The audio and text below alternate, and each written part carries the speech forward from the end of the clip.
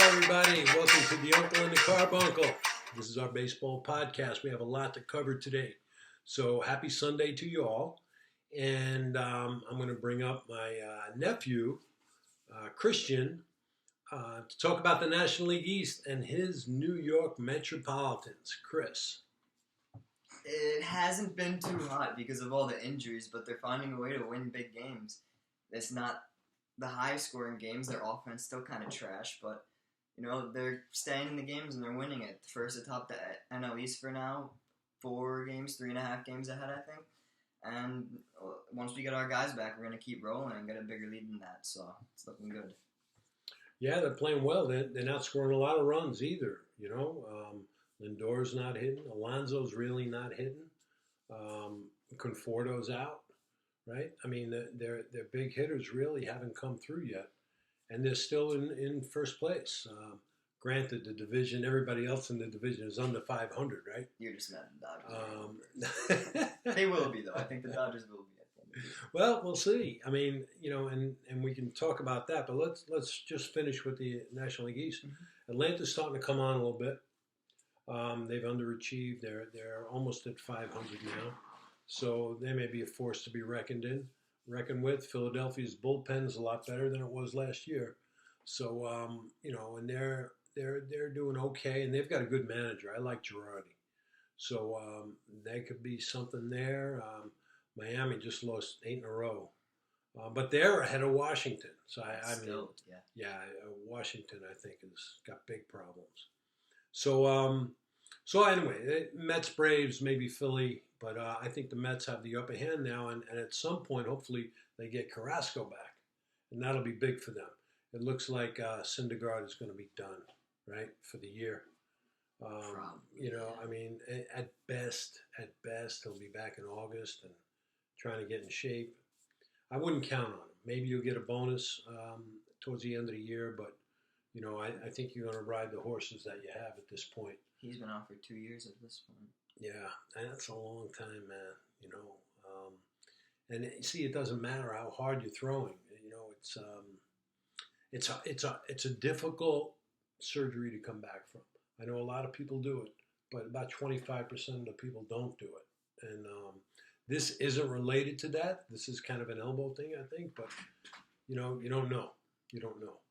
So that's your New York Mets, and then you mentioned you think the Dodgers are going to come through in the National League West. I just think they have more depth than the other 2 teams that are competing. I think that'll pay off in the long run this season. I think you're right in terms of San Francisco, who I will be the first to say I thought they were a year or 2 away from doing what they're doing this year. I mean, I didn't think Posey at, 36, 37, was going to have the best year of his career so far. I didn't think Crawford, who, if you watched him the last 2 years, he was nothing but a drain on the payroll at $21 million a year. And now he's got 17 home runs, I think. Earning his money. Yeah, right. So all the veterans are playing well there. I don't see a lot from the kids. He's struggling. Yeah, I never thought he was much, to be honest with you. I think he's going to be good. I think he's going to be very good, just not yet. Yeah, well, I don't know. He was cut from one organization, right? I don't see much from their kids. They do have a shortstop in the minors who's really good. And I forget his name offhand, but he's going to be their next shortstop, I think. And they've got a couple of pitchers. They got that catcher, Joey Bart. Yeah, I like him. I think he's going to be good. I know he didn't hit last year when they brought him up, but he stands up there and he looks like he knows what he's doing. So I think he's going to be a player too. Yeah, and they got a lot of money coming off the books this year. Samardzija comes off. Cueto is coming off. A Belt is coming off. Posey and has Crawford. 2 more years, I think.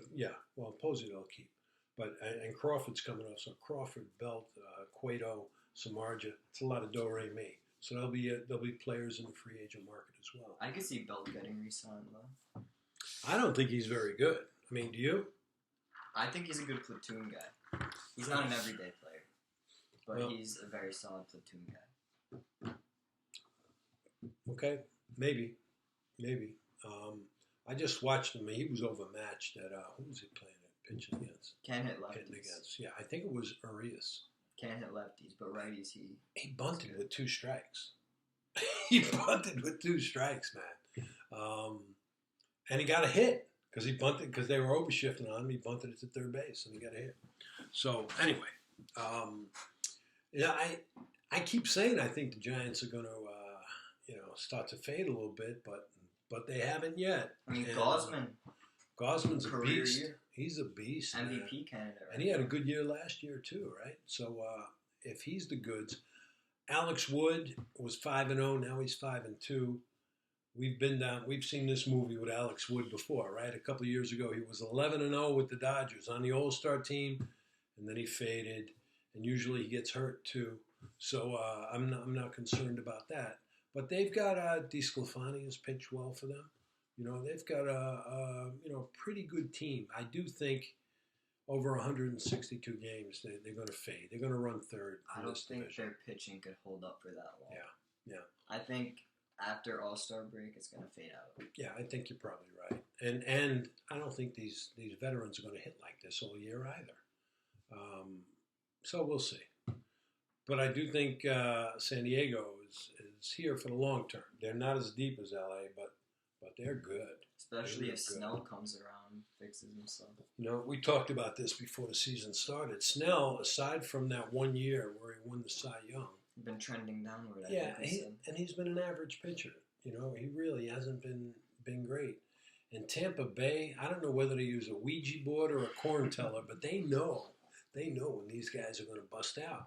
And they had him signed for reasonable numbers for the next 3 or 4 years, and they traded him. And they know, man. They just figured it out. Because right now he's got an ERA of like 5.5, and he pitched a good game the other night against the Mets, your New York Mets. But before that, he was getting shelled. He gave up 7 runs in 3 innings before that. Only allowed 3 hits against the Mets. Yeah, that's hard to 0 figure. runs. Yeah. I mean, the Mets just haven't hit yet. The Mets just They haven't will. hit. They will. I think they will. I do believe they will. And that brings us to our friends, and this is an amazing stat to me. I was looking at this the other day. Runs scored. The least amount of runs scored in the American League is the Detroit Tigers at 217. The next lowest, your New York Yankees at 218. Not my New York Yankees. That's crazy, isn't it? These are Bronx Bombers, man. These guys were supposed to bully their ways like savages. And they've given up more runs, 3 more runs than they've scored. This is going into the game tonight. Tied for third in the division right now And with Toronto. I mean, that's who would have thunk it? Who would have thunk it? And they got some pitching issues now. Now we've got the sticky ball that Garrett the league Cole. is crowned, and Garrett Cole. Garrett Cole's an average pitcher now, I'm telling you. Why don't you say what we just talked about? I saw a stat the other day on Instagram. Since MLB announced it'll be a 10-game suspension for if you get caught with substance on your glove or using it on the mound in any way, it's a 10-game suspension. Garrett Cole, the first starter after that, he allowed 5 runs in 4 innings, I believe, and his spin rate on his fastball was down 120 rotations per minute, which is pretty significant. Wow. I think that's like 3 or 4 miles an hour. Yeah, you don't want to draw conclusions from one game, but that is significant. You're right. So let's see what happens over the next 2 or 3 starts. And let's see if somebody gets bagged for this thing. And I think somebody probably will. John Means isn't going to be the same when he threw a no-hitter. Well, He was using it. You could tell them guys use it. They'd either put it on their glove or their hat. Yeah. And it'll be interesting to watch that too. But you have to think the Yankees have a run in them. I texted you, was it last week? There were 2 games during the week. The Yankees started 5 players whose batting average started with a 1. And I texted you the first time I saw that, and I checked a couple of days later, and it was another 5 players. Was it the same 5? I didn't notice that. I didn't cross-check it. But it could have been, but still, that's 5 out of 9 hitters who are hitting below Mendoza. I mean, I don't know. And some of them I don't think are going to get much better, to be honest. I think Gary strikes out too much. Sanchez? Yep. Sanchez is a one-dimensional player, period. Every once in a while he hits a home run. He just got booed in Detroit, and everybody wonders why, but it could be they had two brawls there, and he sucker punched two guys. One guy was on the ground, he sucker punched him, and the other guy just came up behind him. He's a coward. He's a punk. He can't hit, and he sure as hell can't catch, which is bad when you're playing catcher, right? It's in the name, Gary. You got to catch. I mean, Clint Frazier, I just don't see it. I don't see it with these guys.